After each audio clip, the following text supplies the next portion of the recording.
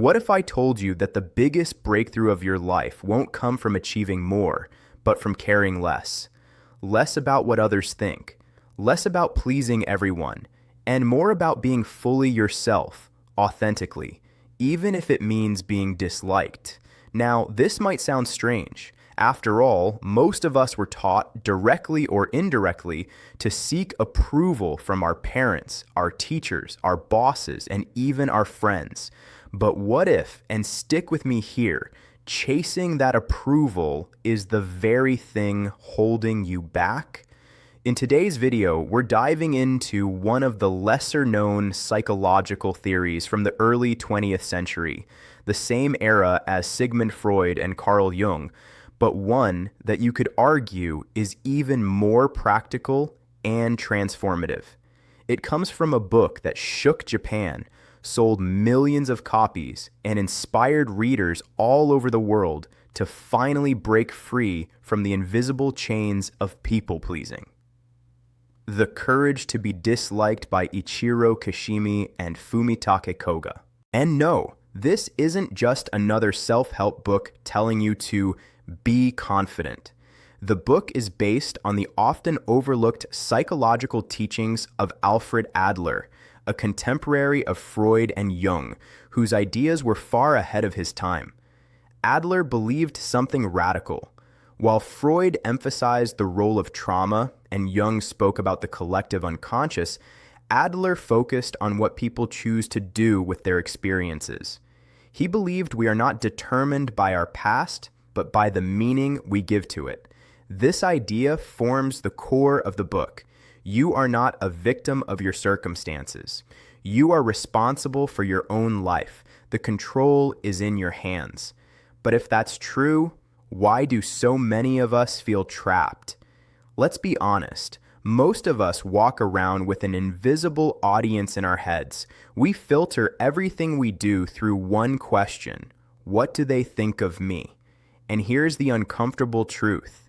This obsession with being liked is one of the biggest reasons people stay stuck. Afraid to speak up, afraid to fail, afraid to live their truth. Idea number one, they don't care as much as you think. The courage to be disliked reminds us of a freeing idea. The world is simpler than you think. Most of us wildly overestimate how much other people think about us. Psychologists call this the spotlight effect, the belief that we're constantly being watched, judged, and evaluated. But research shows the opposite. People are far too busy thinking about themselves to think much about you. The takeaway? Most people don't notice your mistakes nearly as much as you think they do. Idea number two, separation of tasks. This concept answers one powerful question: whose life am I trying to live? Adler believed most of our stress comes from trying to control things that aren't our responsibility. Other people's opinions? Not your business. Whether someone likes you? Not your business. Whether they take your advice? Not your business. Your business is this: your choices, your actions, your attitude.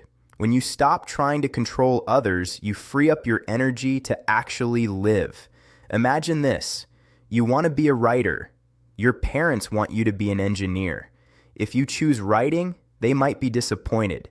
But their disappointment is not your responsibility. Your responsibility is to live honestly. When you try to make everyone happy, you end up living a life that isn't yours. Idea number three, social interest is the key to meaning. Adler didn't believe in selfish success. He believed true fulfillment comes from contributing to others and living in harmony with your community. This doesn't mean trying to be liked by everyone. It means showing up honestly. You don't need universal approval to be valuable. You just need integrity. Your favorite artists, creators, or leaders were disliked by some people, but their willingness to be authentic is what made them powerful. Being disliked doesn't mean you're wrong. Often, it means you're real. Take action. Here's how you start living this way. 1. Ask, whose business is this? When you feel anxious, pause. If it's about someone else's reaction, let it go. 2. Practice small acts of authenticity. Wear what you like. Speak your opinion. Say no when you mean no. Small courage builds big confidence. 3. Accept that you will be disliked. Not everyone will like you, and that's necessary. If everyone likes you, you're probably not being honest.